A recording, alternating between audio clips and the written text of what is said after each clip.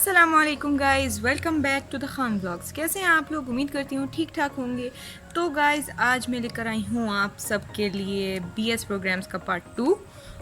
जो सारे प्रोग्राम्स मैंने पिछले पार्ट 1 में बताए थे, जिसका लिंक डिस्क्रिप्शन में है। अगर आपने नहीं देखा तो जल्दी से जाके देखें, उसके बाद ये देख लें या इसके बाद वो देख लें, मर्ज़ी है। तो जो बकिया हिस्सा था हमारे बीएस प्रोग्राम्स का, वो लेकर आई हूँ।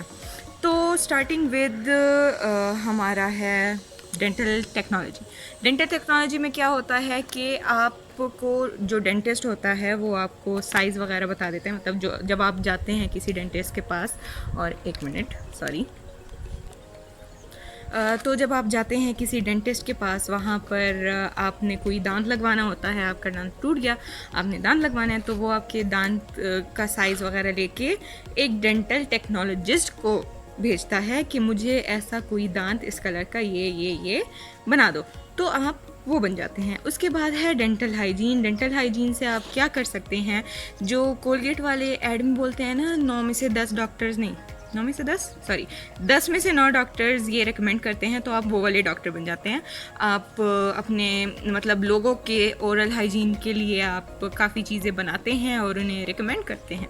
बेसिकली ये होता है। इसके बाद है ऑडियोलॉजी। ऑडियोलॉजी में आपका ज़्यादातर काम कानों से होता है। मतलब कोई अगर डेफ हो गया, अगर कोई चाइल्ड है जो कि पैदाइशी डेफ है ना, तो आप उसके स्क्रीनिंग वगैरह के लिए आपके पास वो आएंगे। ठीक हो गया। इसके अलावा है मतलब आपका ज़्यादातर मतलब ऑडियोलॉजी मतलब सुनने से ही पता चल रहा है कि सुनने के बारे में कुछ है, सुनने से पता चल रहा है कि सुनने के बारे में कुछ है। नाइस है ना। इसके अलावा आप ऑडिटरी साइंटिस्ट भी बन सकते हैं इन रिसर्च कैपेसिटी। ऑलराइट। इसके अलावा है स्पीच एंड लैंग्वेज पैथोलॉजी। इसमें ये होता है कि ये करने के बाद आप स्पीच में, कम्युनिकेशन में, as well as swallowing disorders में स्पेशलाइज्ड होते हैं। जैसे कि काफ़ी लोगों का मैंने मतलब पढ़ा था, नेट में कहीं देखा था कि किसी से स्वेलिंग इशू लोगों के हो जाते हैं, वो कुछ खा नहीं पाते, वो कुछ निगल नहीं पाते। तो जो स्पीच एंड लैंग्वेज पैथोलॉजी करते हैं वो उनके साथ डील करते हैं, एज वेल एज वो कम्युनिकेशन में ज़्यादातर उनका रोल होता है। फॉर एग्ज़ाम्पल अगर कोई मतलब बहरा है, कोई सुन नहीं सकता, तो वो आई गेस वो वाली ज़बान उनको आती है, मुझे लग रहा है। इसके बारे में मैंने सर्च नहीं किया, आप लोग कर सकते हैं अगर आप चाहते हैं तो, क्योंकि मेरा इसमें कोई इंटरेस्ट नहीं है, इसलिए मैंने ज़्यादा सर्च नहीं किया।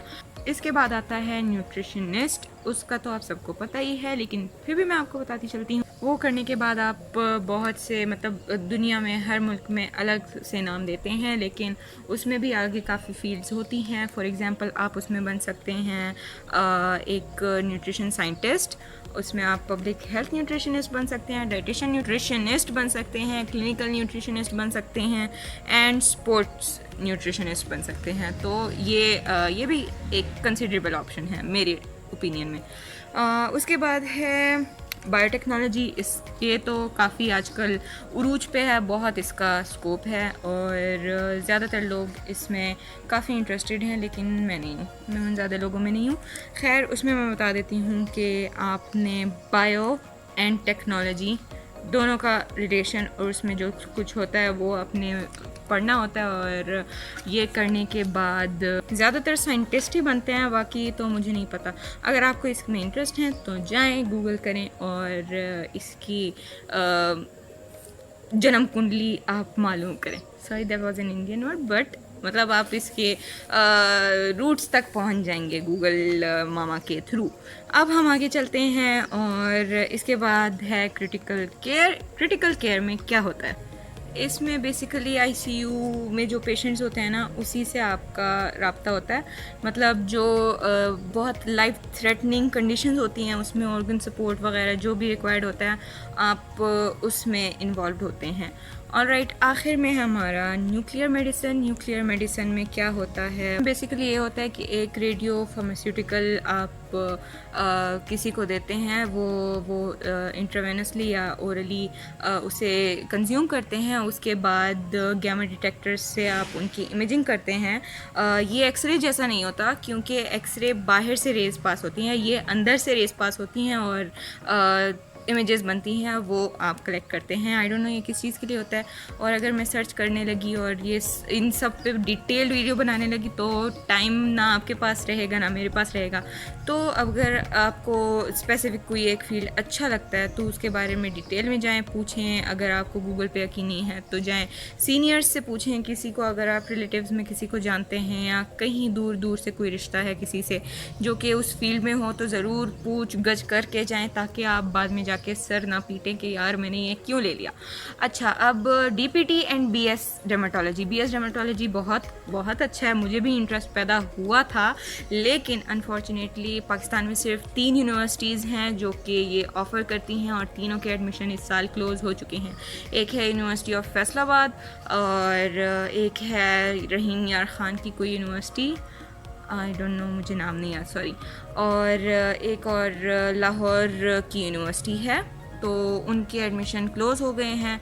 बाकी आप BS डर्मेटोलॉजी के बाद आप एक डॉक्टर ही कहलाते हैं। आप सर्जरीज़ नहीं करते, लेकिन जो बाकी आजकल बहुत ज़्यादा इन है डर्मा में, जैसे कि फिलर, बोटॉक्स वगैरह, ये सब आप कर सकते हैं।